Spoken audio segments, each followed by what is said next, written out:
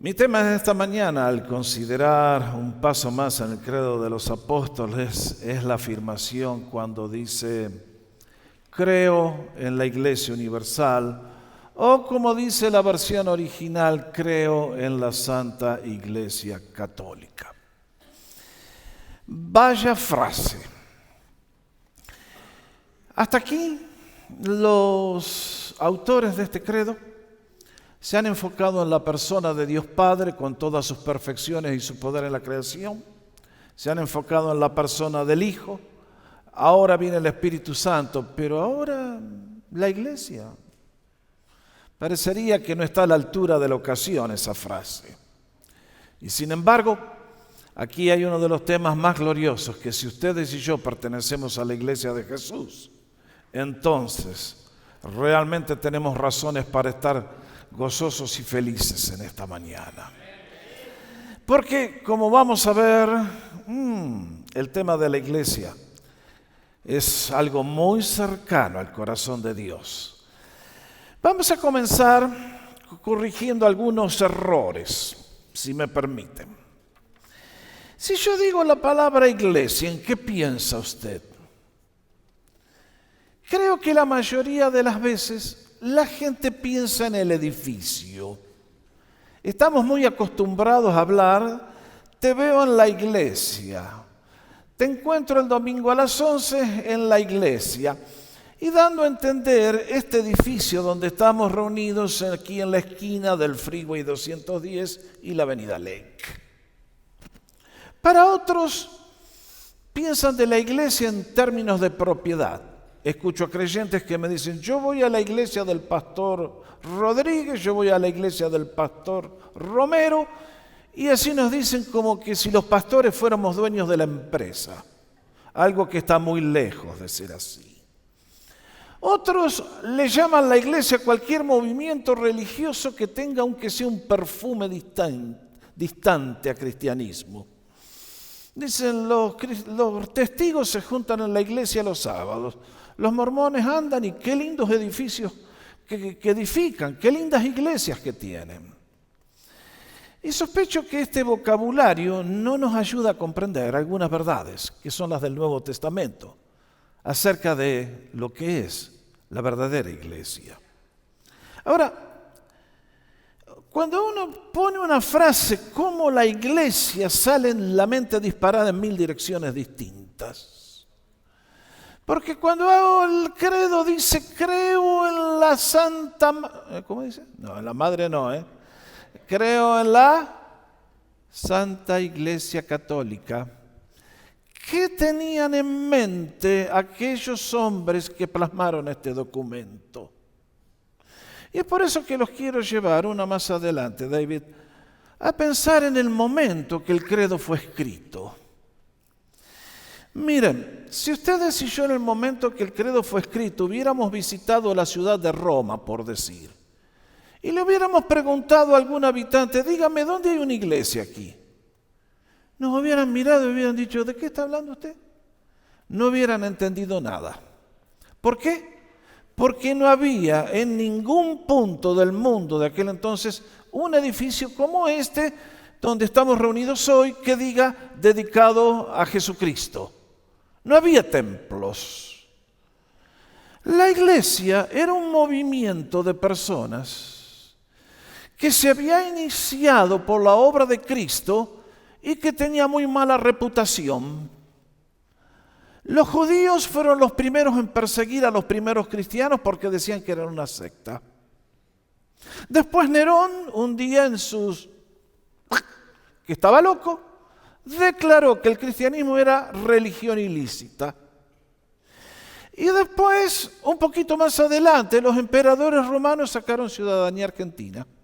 ¿Sabían eso? Pasaron por decreto que ellos eran Dios y que todo el mundo tenía que adorarles como Dios. Y entonces la frase era, César es Señor. Usted declaraba, César es Señor, ciudadano del reino, fantástico, apoya la causa, pero si usted decía, el único que es Señor es Jesucristo, zápate. Inmediatamente perdía sus bienes, Lo llevaban a la prisión, lo podían llevar al circo romano para que lo coman las bestias. La iglesia creció en un ambiente horriblemente hostil. El cristianismo se desarrolló en un ambiente de persecución y de brutalidad y de abusos que duraron más de 300 años. Y entonces, cuando aquella gente dijo, creo en la Santa Iglesia, ¿qué tenía en mente? ¿En qué estaba pensando? ¿Algo que valía realmente la pena? Bueno, eso es lo que espero demostrarles esta mañana, analizando algunos de los términos que el Nuevo Testamento emplea. Cuando ustedes y yo nos acercamos a un párrafo como este, lo primero que tenemos que hacer es analizar cada una de esas palabras. ¿Qué quieren decir? ¿Qué significa? ¿Cuáles son las implicaciones? Vamos entonces al primer término que nos llama la atención, la palabra iglesia. Si ustedes y yo leyéramos el Antiguo Testamento, no encontraríamos la palabra iglesia. No está allí. La palabra iglesia es una palabra del Nuevo Testamento. El primero que la empleó fue nuestro Señor Jesucristo. Cuando, luego de aquella confesión del apóstol Pedro, afirmó, edificaré mi iglesia y las puertas del infierno, del Hades, no prevalecerán contra ella. Note bien, a partir de este momento Jesús nos está diciendo, yo he venido con un propósito redentor y eso se va a resultar y se va a plasmar en un grupo de personas que será mi iglesia, que va a cubrir todo el mundo y a partir de ahora llegará hasta el final de la historia, cuando yo regrese por segunda vez en gloria. Nos dice que esa edificación de la iglesia sería en medio de grandes conflictos, porque las puertas del Hades no iban a estar contentos que se edifique la iglesia. Y ustedes y yo tenemos que comprender, el día que Dios creó al ser humano, lo creó para que disfrutemos su presencia y su bendición cada día. Pero Satanás con su engaño y su error entró y nos privó de todo. Y Jesucristo vino a buscar y a salvar lo que se había perdido. ¿Para qué? ¿Para dejarnos como ovejas sin pastor? No, para formar una nueva humanidad. Su familia, la familia de los redimidos por Dios, que han gustado el poder de Dios y ahora tienen una nueva motivación y una fuerza para vivir. Es por eso que cuando ustedes y yo miramos el término iglesia, si hubiéramos vivido en aquellos tiempos del Señor, y hubiéramos preguntado a alguno dónde está la iglesia, nos hubieran dicho, está donde la gente está reunida.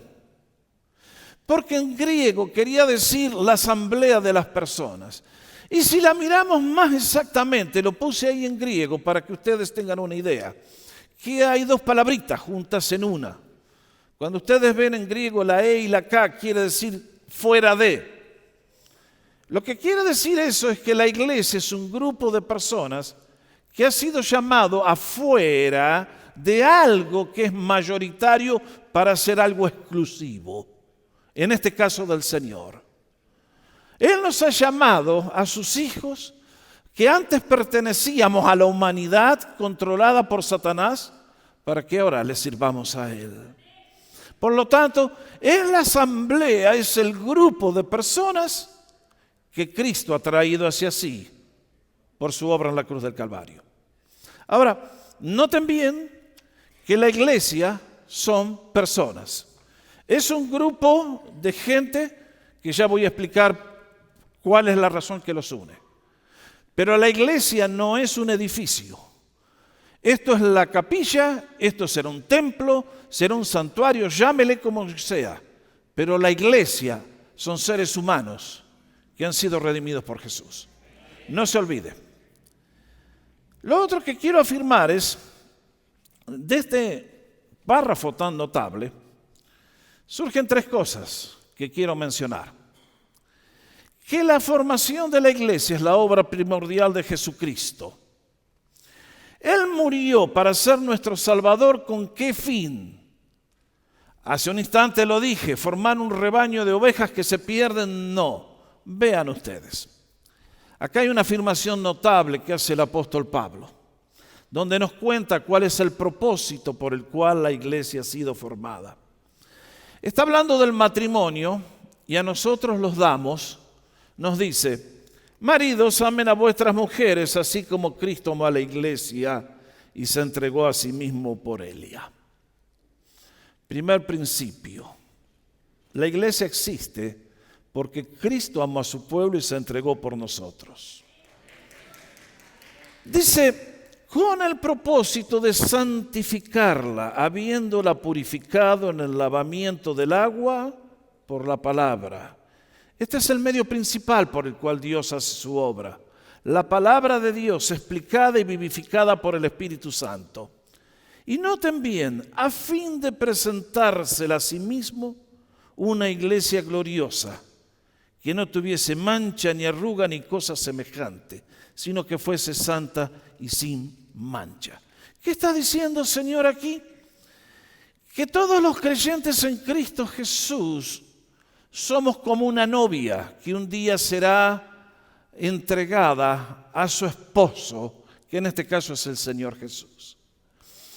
Allí en el libro de Apocalipsis van a encontrar una referencia a un evento que todavía no ha tenido lugar. Van a ser las bodas del Cordero.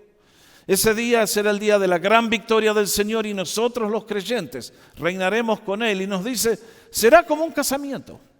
Será como ese día cuando una chica hermosa viene con toda su gloria y con toda su belleza y con su mejor vestido a encontrarse con aquel que ama y va a ser su esposo.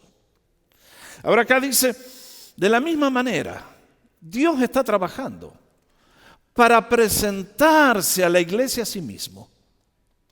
Es como si un rey, el príncipe del país más importante del mundo, hubiera salido por la calle y encontró una chica mendiga y se enamoró de ella.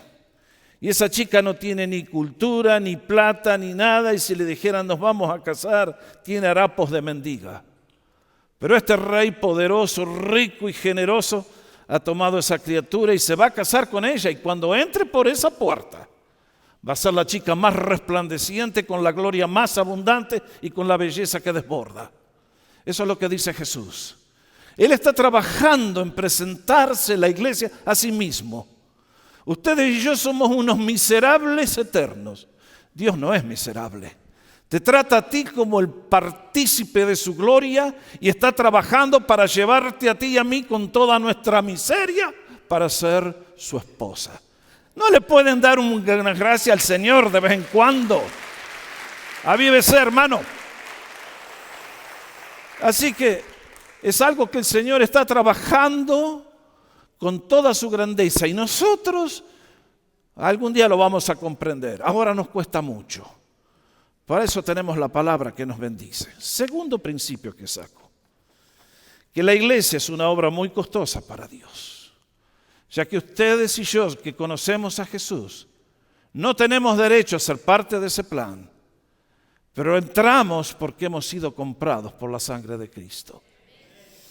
El apóstol Pablo, dirigiéndose por última vez a los ancianos de la iglesia en la ciudad de Éfeso, una congregación que él había establecido por el poder de Dios, les dice, tengan cuidado de sí mismos y de toda la congregación, en medio de la cual el Espíritu Santo les ha hecho obispo. ¿Para qué? Para pastorear la iglesia de Dios, la cual él compró con su sangre. Tremendo, mis hermanos. Hay mucha gente que dice, ay, a mí me gustaría ser pastor, a mí me gustaría ser anciano, llámeme. ¿Usted sabe qué se está metiendo? ¿Usted sabe la responsabilidad que es pastorear la iglesia de Dios? Usted ha sido llamado, dice el Señor, a este grupo de hombres a guiar un grupo de personas que fue redimida por la sangre de Cristo. Si a mí me llaman a ser político, ¡qué fiesta, qué chiste!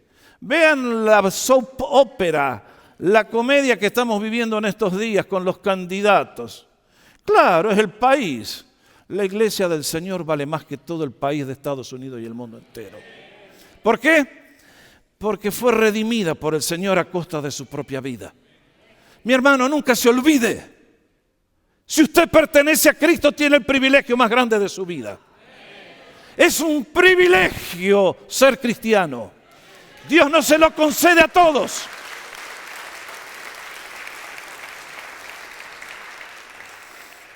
Dios no le concede a todos el privilegio de ser sus hijos. Él llama al que quiere y al que quiere endurece. Si usted es salvo hoy, es por la misericordia y la gracia de Dios. Porque si Dios no lo buscaba, usted se quedaba donde estaba. Usted estaba en el Titanic y contento yéndose a pique. La mano poderosa de Dios es la que nos rescata. Ustedes y yo no tenemos derecho a la salvación. Nadie debe ser salvo. No merecemos tanto regalo. Pero el amor infinito de Dios se manifestó en Cristo Jesús. Y fue Él el que pagó la deuda que la humanidad tenía con el Padre. Y por eso somos libres. Y podemos conocer a Dios y servirles por amor. Tremendo. Hay gente, como decía anteriormente, que dicen, es la iglesia del pastor. Pobre de ellos. Yo acá soy un miserable mayordomo, es el privilegio más grande que tengo. ¿Cómo puede ser mi iglesia? De ninguna manera, esta es la iglesia de Jesucristo.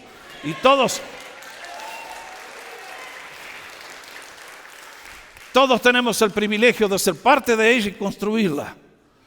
Es por eso que me lleva a la tercera verdad. Y es que la iglesia existe para cumplir un propósito excelente. Tendría que leer toda la carta de los Efesios, pero el tiempo no me lo permite. Pero si miran el segundo capítulo, en la segunda mitad, Pablo está hablando de la unión que Dios ha hecho entre gentiles que no pertenecían al pueblo de Israel y los judíos que habían tenido este libro bendito. Y dice, ahora es un movimiento universal. Gentiles y judíos conviven en un mismo cuerpo. Y se está edificando una nueva familia. Y entonces nos dice con qué propósito. Vean ustedes. Dirigiéndose a aquella gente a quienes los judíos le decían, gentiles, perros.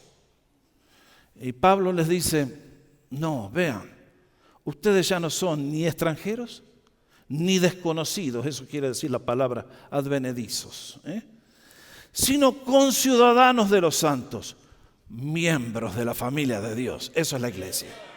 Lindo, a mí me gusta eso.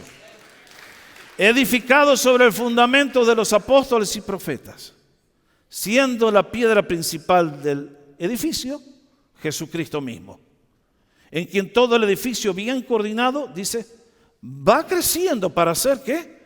Un templo santo en el Señor, en quien ustedes también son juntamente edificados para Dios, para morada de Dios en el Espíritu. ¿Qué está diciendo?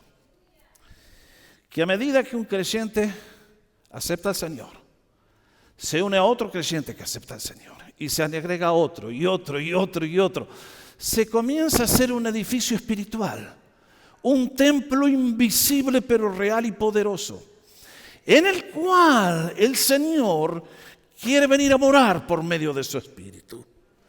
Ese Espíritu que ha venido a vivir en ti el día que aceptaste al Señor, desde ti quiere salir para manifestar su poder a todas las personas que se acercan. Por eso, cuando nos reunimos aquí en el nombre del Señor, ustedes y yo tantas veces no somos conscientes, no nos damos cuenta de que la presencia del Señor real y poderosa está tocando vidas. Cuando cantamos, hay personas que son transformadas. Cuando alabamos, hay personas que son tocadas. La palabra de Dios llega y el cuerpo se sana, el alma se sana, la salvación llega. Dios está en medio de su pueblo. Por eso, la iglesia es el lugar del poder. Ha sido llamada a manifestar la gloria de Dios. Ha sido llamada a dar lo sublime. Por eso, yo cuando vengo los domingos, vengo con la expectativa, Señor, ¿qué vas a hacer hoy nuevo aquí entre tu pueblo? ¿A quién vas a tocar? ¿A quién vas a salvar? ¿A quién vas a transformar? Usted viene con problemas imposibles. Venga a la iglesia de Jesús, porque donde está Él, Él obra y de maneras muy increíbles, pero muy reales. Por eso, el apóstol Pedro, hablando de esto, dice, ustedes y yo somos como un edificio hecho de piedras, pero de piedras vivas. Y dentro de ese lugar es para ofrecer sacrificios de alabanza para glorificar el nombre de Dios. Para eso nos juntamos. Por eso es importante, mis hermanos, que ustedes y yo vengamos preparados al culto. Porque venimos no a mirar un show que tiene lugar en la plataforma, sino que tú y yo estamos en la plataforma y Dios es la audiencia y dice, a ver hijo, ¿qué me trajiste hoy? ¿Me trajiste las primicias? Eso es lo que siempre deberíamos traer. Entonces seguimos. El término iglesia significa un grupo de personas distintas que ha sido llamado por Dios a vivir de otra manera. Lo cual me lleva a la próxima palabra. ¿Por qué eligieron la palabra creo en la Santa Iglesia? Bueno, este es un término que... qué difícil que es el término santo. El domingo que viene voy a hablar de varias cosas porque al decir creo en la comunión de los santos hay que explicar varias cosas ahí también. Pero yo muchas veces llamo a una familia y digo, ¿qué tal, hermana? ¿Cómo está su santo marido? Y todas me miran y me dicen, ese es el santo, no tiene nada. ¿Por qué será que el término santo nos queda grande a todos? ¿Usted es santo? Sí, depende cómo lo definamos, ¿no es cierto? Es un término largo. La santidad del creyente no es algo que nosotros ganamos, sino es algo que Dios nos dice por la obra completa de Cristo. Cuando Dios te mira a ti, Dios te ve completo en Cristo Jesús. Tus pecados del pasado perdonados, los del presente perdonados, los de mañana perdonados también por su gracia. ¿Suena lindo? Muy lindo. ¿Imposible de creer? Amén. Pero es real. Y entonces, esa bendición es que nos invita entonces el Señor a vivir en un estilo de vida semejante al suyo. Esta frase de 1 Pedro, como hijos obedientes a Dios y a su palabra, por supuesto, ya no se conformen a los deseos que antes tenían en su ignorancia. ¿Se acuerdan los deseos de antes? ¿Cuál es el deseo del hombre que vive sin Dios? Buscar la felicidad con sustitutos que no satisfacen el alma.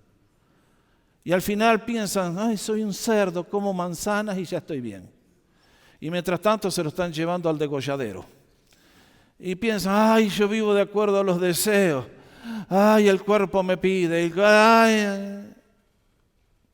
Y dice, no, dice, ese modo de vida ya no corre. Ahora, mientras esos deseos están todavía presentes en el cuerpo, sino que como aquel que les llamó es santo, así también sean ustedes santos, cuando les convenga y en algún poquito ahí de su manera de vivir. ¿Dice así? ¿Cómo dice? Miren, si Dios sacara esta frase de la Biblia, el mundo entero se hace cristiano. Porque esto a ustedes y a mí nos cuesta. En todos santos, en toda su manera de vivir. Porque escrito está, sean santos porque yo soy santo. La santidad de Dios quiere decir que Dios es distinto a todo lo demás. Lo separa completamente de todo lo que conocemos y de cualquier candidato a Dios que pueda haber. Su santidad es algo que no puede ver el mal, no puede ver el pecado, no puede aceptar el pecado, no, es imposible. Su santidad es tan grande que determinó que Cristo tuviera que ir a la cruz para poder ofrecernos el perdón. Y en la presencia de Dios, todo lo que nosotros consideramos que es un gran estilo de vida, si está fuera de su voluntad es un pecado horrible y tiene que ser pagado. Y entonces ahora Cristo nos dice, mira, un día eras esclavo de esto y eras esclavo del otro, y tu vida era un caos, y tu hogar era un infierno, y tus hijos te maldecían, y todo lo que vive el ser humano sin Dios. Y dice, bueno, ahora yo te invito a ser santo como yo soy santo. Lo que nos está diciendo es, deja ya ese estilo de vida torpe y engañoso y entrégate a mí y a mis propósitos para vivir una vida diferente. La santidad de Dios le hizo escribir los 10 mandamientos. Y eso es una guía por la cual ustedes y yo tenemos que caminar. Refleja el estilo de vida de una persona que ha sido transformada por Dios. Y eso es lo que nos dice. Sean santos porque yo soy santo. Si Cristo murió por mí, ¿es mucho para mí sacrificarme y buscar de vivir una vida que le agrade? No creo, ¿no es cierto? El que recibió semejante herencia, sus mandamientos son un deleite, no son una carga. Obedecer a Jesús no es, me voy a tapar la nariz y a ver si lo paso a este. No. Si a usted le cuesta obedecer a Jesús, sospeche, hermano, porque los mandamientos del Señor no son gravosos, dice la Biblia, no son pesados. Los mandamientos del Señor son como esos guardarrails que están al costado del camino, para proteger a alguien de un accidente. El domingo vi uno en vivo y en directo que fue espeluznante. Iba manejando, llegando al 57, y de repente una pickup truck perdió control, pegó de punta contra el guardarrail y saltó para el otro lado. Creo que fui el primero que llamé para reportarlo. No sé qué habrá pasado con ese conductor. Sospecho que lo juntaron con cucharita. Los mandamientos de Dios son ese guardarrail que a usted lo protege de saltar al otro lado y matarse. No lo olvide, hermano, son para su bien. Por lo tanto, cuando el Señor nos dice, vivan como yo vivo, sean santos, porque yo soy santo. Ahora, quiero decirles también que la santidad no es algo aburrido. Yo conozco gente que son cristianos y son unos plomos. Piensan que ser cristiano es andar todo el día con la cara larga. Es andar hablando con un tonito de voz espiritual. Aleluya. Y parece que somos los marcianos que no vivimos en este mundo. Yo un día hice un chiste con la cerveza y ya salían unos hermanos a decirme que yo soy un borracho. Yo no sé, hay gente que tiene acá, no sé qué tiene. Yo paso por todos los días por el supermercado y paso y ahí está toda la colección. ¿Quiere que le diga todos los nombres? Eso no quiere decir que yo me las ando probando todas. Pero hay gente que está sentado en los bancos de la iglesia y el diablo los tiene, pero de acá los tiene. Oiga, ser santo no es ser un plomo aburrido. Jesús era un tipo alegre. La gente quería estar con él. Estoy seguro que si hubiera estado cuando se juega la final del Mundial, él hubiera ido con nosotros, con la bandera, camiseta de Argentina puesta.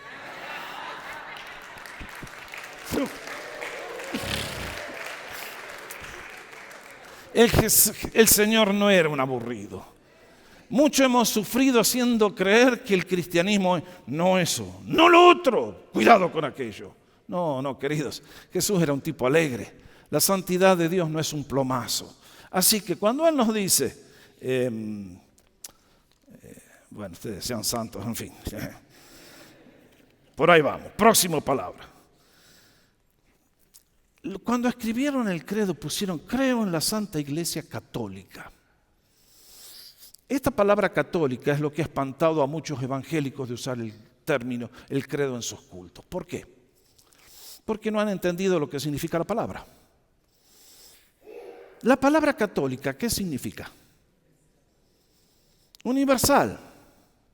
No quiero insistir mucho con los argentinos porque me van a decir que tengo algún... Pero si yo digo Messi es un ídolo católico, ¿estoy hablando bien? Sí, voy a meter a Ronaldo también porque se me van a ofender los del Madrid que están acá. Pero ustedes vieron que todos estos deportistas de ahora hacen un viaje y llegan a donde llegan en cualquier punto del mundo y está la gente con su playera, como dicen ustedes.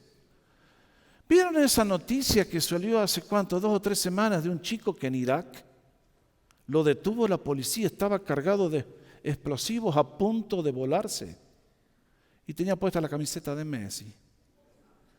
Y uno dice, fíjense hasta dónde llega la popularidad, el alcance de la fama.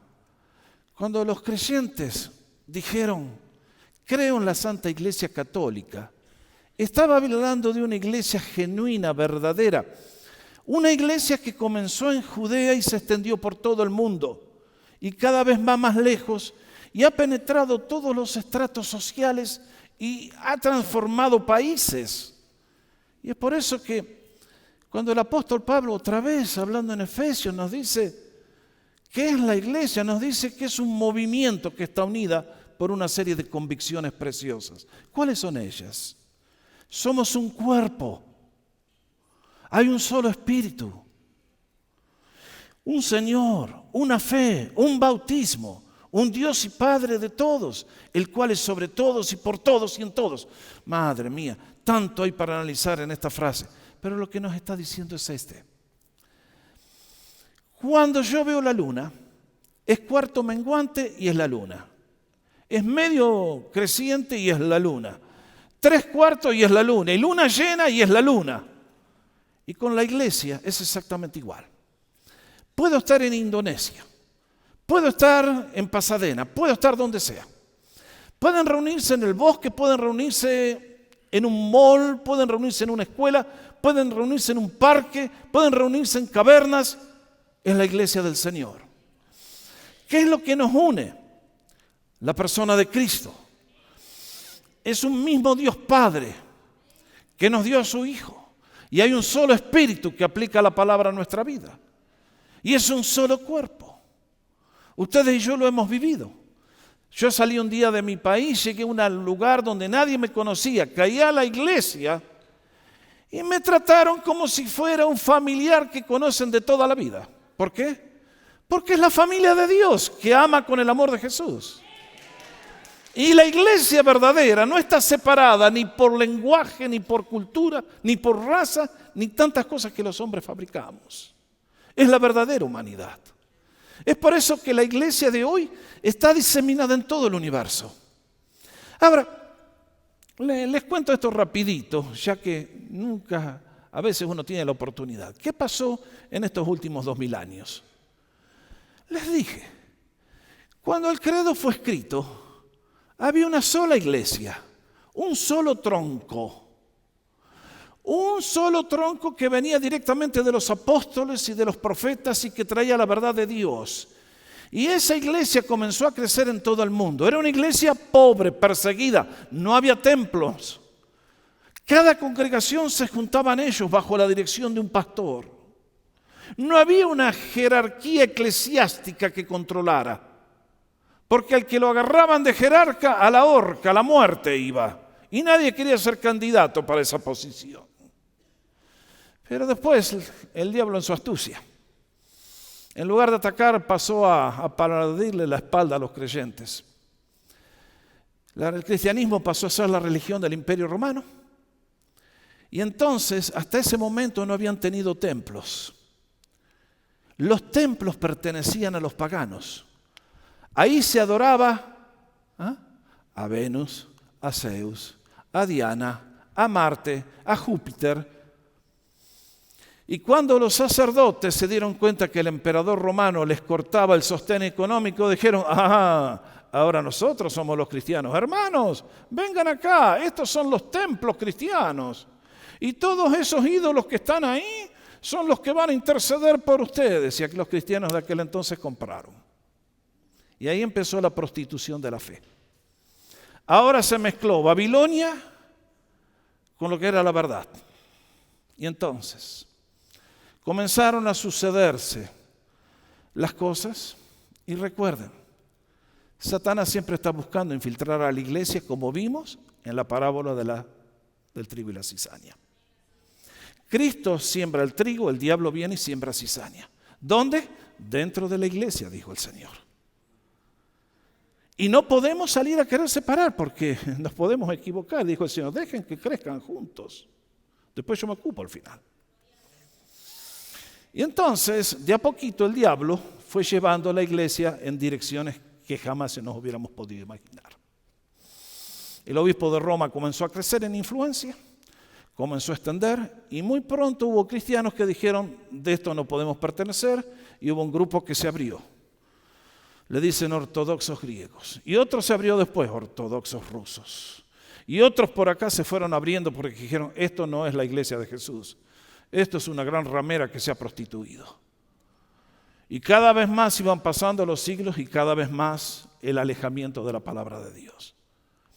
Hasta que llegó un punto en el cual en todo el mundo había un gemido, basta de estafas, basta de engaños, basta de esto y lo otro. Y noten bien, era la iglesia. No había ni católicos ni romanos, era la iglesia que se había corrompido. Y entonces aparecieron hombres temerosos de Dios que dijeron, volvamos a la Biblia. Y volvieron a la Biblia. Y entonces muchas veces muchos nos dicen, bueno, pero la iglesia romana es una sola estructura que responde al Papa y eso es lo que le da el poder. Es una iglesia, sí, que responde a una organización jerárquica. Ese no es el plan de Dios. Dios tiene un plan para que cada congregación sea su propia familia y esa familia rige sus destinos sin ningún dicho de otro obispo fuera de la palabra de Dios. Por eso alguien me dice, sí, pero ustedes los protestantes están todos divididos, tienen bautistas, presbiterianos, asamblea de Dios, metodistas. Sí, porque es el plan de Dios. Porque la verdad se compromete cada 2 por 3 y hay que estar haciendo una nueva reforma para salvarnos del nuevo desvío que acaba de aparecer. Por eso la iglesia, en cumplimiento de lo que dice Judas, la última carta antes del Apocalipsis, tiene que estar en lucha continua por la doctrina, velando para que el diablo no la desvíe. Es tema delicado. Esa es mi tarea número 1. Discernir el error para alimentar a la congregación con la verdad pura de la palabra. Y entonces, ¿qué ocurre? Que muchos en el día de hoy vienen con estos argumentos infantiles. No. La iglesia universal es la iglesia de Jesucristo. Es una iglesia que no tiene paredes, es una iglesia de personas. Imagínense por un momento. Cristo un día va a volver a buscar a su iglesia. Le llamamos el próximo evento el arrebatamiento de la iglesia. El Señor va a venir en el aire y desde el aire va a llamar ¿a quién? A los edificios. No, el Señor no quiere edificios. En el cielo son mucho mejores que acá, me parece un poquito. Ya. El Señor va a llamar ¿a qué? A sus hijos, a los miembros de su familia. Y usted me pregunta, ¿y quiénes se van a ir? ¿Y quiénes se van a quedar? ¿Se van a ir todos los bautistas? No, no creo. Muchos de ellos sí, pero no creo que todos los bautistas sean convertidos a Jesús. Todas las asambleas de Dios, muchos, no todos, no creo. ¿Se van a ir todos los de comunidad? Muchos, no todos. Honestamente, yo no les conozco a todos. Yo no sé cuántos de ustedes han aceptado de corazón sincero a Jesús. ¿Cuántos les han entregado su vida sin reservas? ¿Cuántos dicen hoy Jesucristo es mi Señor, mi Salvador y mi esperanza a la hora del juicio? Yo conozco a muchos de ustedes y lo puedo afirmar. Otros, guardo silencio y respeto. Y te digo, ven a Jesús mientras Él te invita. Ven a Jesús ahora que puedes. Ven a Jesús antes que sea demasiado tarde. Porque cuando Él venga, la iglesia que se va a ir va a ser de todas las nacionalidades, de todas las denominaciones, de todos los grupos, porque su iglesia son personas redimidas. No una cierta fórmula o una cierta creencia, aunque son muy importantes. Por lo tanto, cuando aquella gente dijo, creo en la Santa Iglesia Universal, estaba hablando de un movimiento vivo, de un organismo viviente, que fue llamado para cumplir una gran misión. Entonces, cuando Él venga, en un instante, millones se van a ir, van a desaparecer. ¿Quiénes? Todos los que puedan decir, Jesucristo es mi Salvador. Lo cual me lleva a 2 desafíos finales para ustedes. Alguien me preguntará, ¿cómo llego a ser parte de la iglesia de Cristo? Como siempre digo, 3 cosas. A, C, C. Arrepiéntase, confíe, confiese. ¿Cómo entramos a la familia de Dios? Romanos nos da la respuesta, la carta de San Pablo. Esta es la palabra de fe que predicamos, que si confesares con tu boca que Jesús es el Señor y creyeres en tu corazón sinceramente que Dios le levantó de los muertos, serás salvo. Porque con el corazón se cree para justicia, pero con la boca se confiesa para salvación. Esta es una verdad muy amplia, hoy no la puedo tratar, pero quiero decirles una cosa. Que aquí están los 2 grandes pilares que sostienen el edificio. La creencia en el corazón y la confesión con la boca.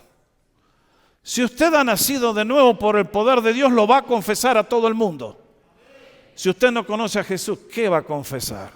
Si lo considera su enemigo. No se puede. El cristiano que ha nacido por el Espíritu de Dios tiene gozo en confesar a Jesús. Y además cree en su corazón lo que nadie puede creer de no ser por la obra del Espíritu. Y es que Él se levantó de los muertos. Hay gente que le encanta discutir de religión.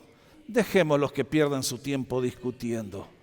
Dice la palabra del Señor en 2 Timoteo: conoce el Señor a los que son suyos y apártese de iniquidad todo el que invoca el nombre del Señor. Usted conoce a Dios, apártese de iniquidad, mi hermano. Viva santamente glorificando a Dios. Además, segundo desafío, que demostramos que somos parte de la iglesia de Cristo sirviendo con el amor de Jesús. Cristianismo no es pasividad. Venir a la iglesia es para alimentarnos, para salir a servir. Estudiar la Biblia es para conocer a Dios, para salir a servir. Aprender en las células y estudiar y orar juntos es para conocer a Dios, recibir poder y salir a servir. ¿Ustedes nunca se preguntaron cómo fue que la iglesia dio vuelta al Imperio Romano? Les cuento. No fue porque los creyentes... No. El cristianismo nació en una sociedad idéntica a la de la India, a la de los países musulmanes del día de hoy. Sociedades despiadadas. Sociedades donde un matrimonio tenía la gran noticia: ¡ah, voy a tener un bebé! ¡Ah! ¡Qué angustia! Porque cuando el bebé nacía, lo traían delante del padre y lo ponían a sus pies. Si el padre lo tomaba en sus brazos, quería decir que ese hijo era aceptado. Si daba las espaldas y se iba. Tomaban a ese bebé y lo sacaban a la calle para que muera por falta de alimentos y exposición al clima. Ese era el Imperio Romano. Sociedades salvajes. ¿Y cómo triunfó la iglesia?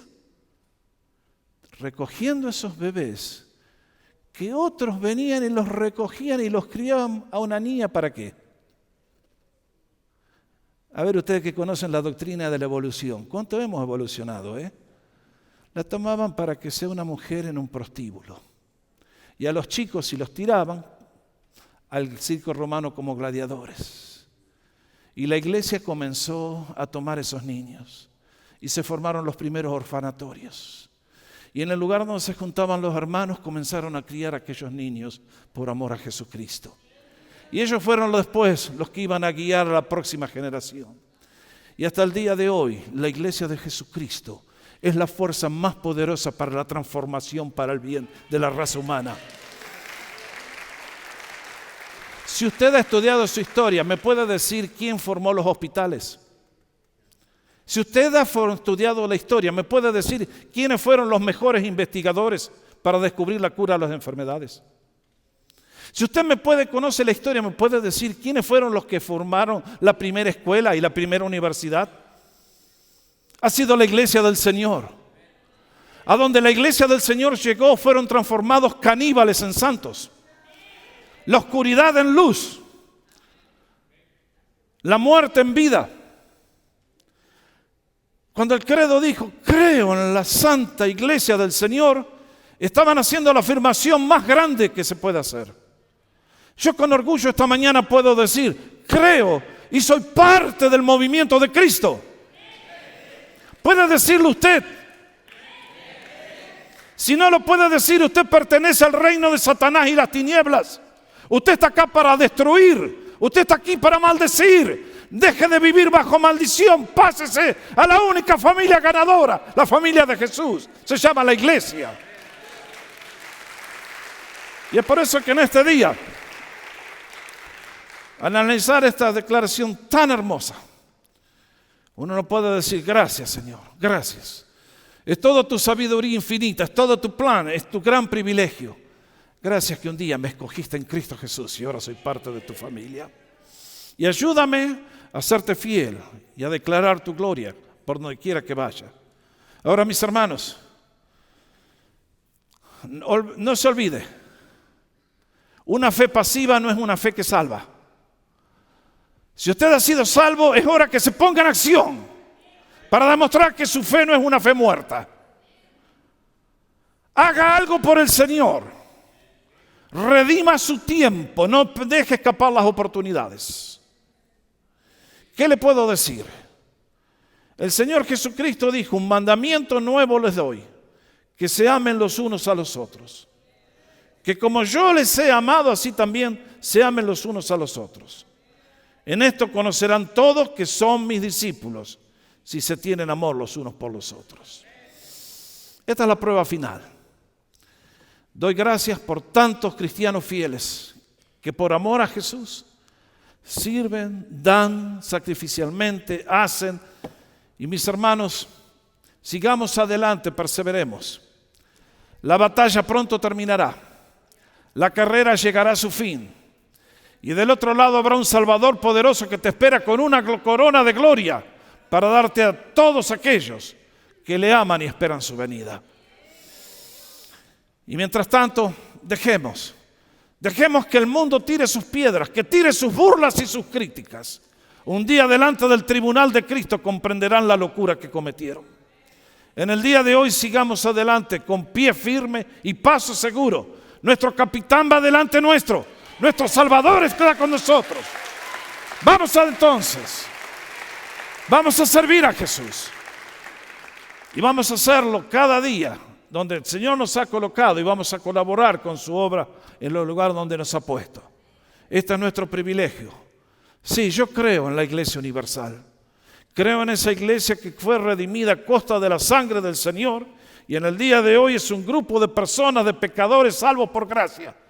Limitados, pobres, muchas veces sin educación y cometiendo errores. Pero que por amor a Jesús han salido, han servido y Satanás tiembla. Así que cuando el diablo te diga tú no vales, dile soy hijo de Dios y vamos a la victoria. Vamos a ponernos de pie para orar.